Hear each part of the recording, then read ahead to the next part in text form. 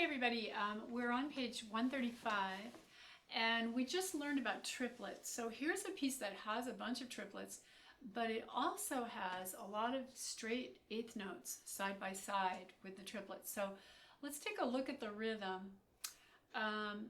It's challenging, and I know I'm throwing this at you right away on your first big piece with triplets, but it's such an important concept to get straight that I want to make sure you get it at an early stage.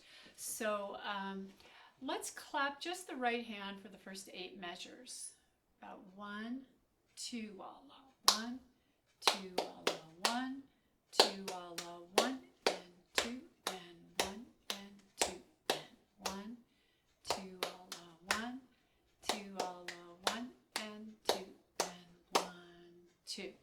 So maybe you followed me just perfectly and you'll be great at this, but you might have also had the tendency when you saw the eighth notes to bum, beep, bum, do that, like long, short, long. That is not what you want to do. You want to make sure that your eighth notes have that strict, straight, kind of marchy feel to them, which is quite different from the round quality of the triplet. So let's try playing it. It's in a C position, up an octave from middle C. Ready? There's a little bit of, you're going to move in measure 4 and then come back up. All right, so a little bit of moving. 1, 2, walla.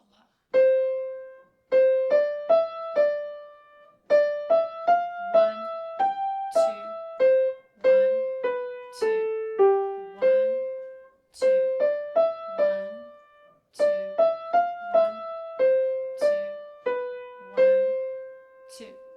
And it might be a moment now where you want to try it with a metronome, although you can still put the metronome on and swing those eighths, you know.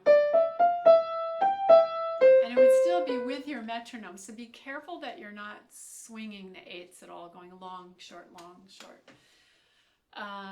So left hand is quite independent. You can see his dates here. We weren't sure when he's born exactly, but around 1736 to you know, into the 19th century. So he would still be, I would call this quite classical. So left hand is middle C position, and then you're going to move to a C position.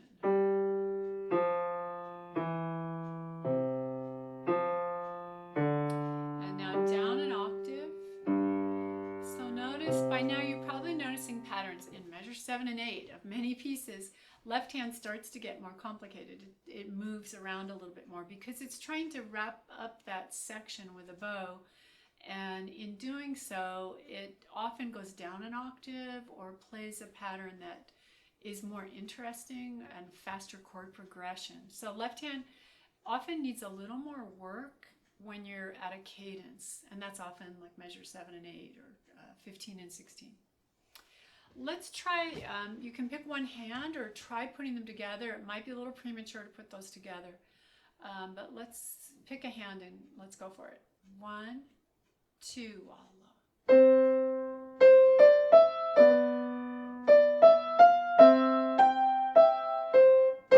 Both hands move there.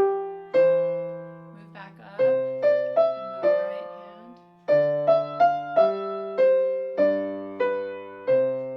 Now the B section's a little quieter, and I think it's a little bit simpler.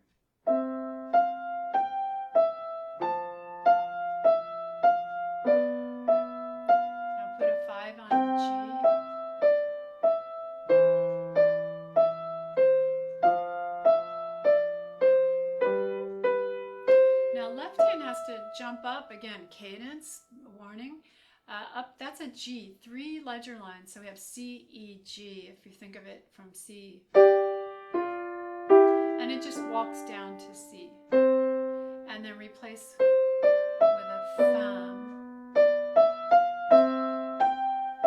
Notice this is just like the beginning.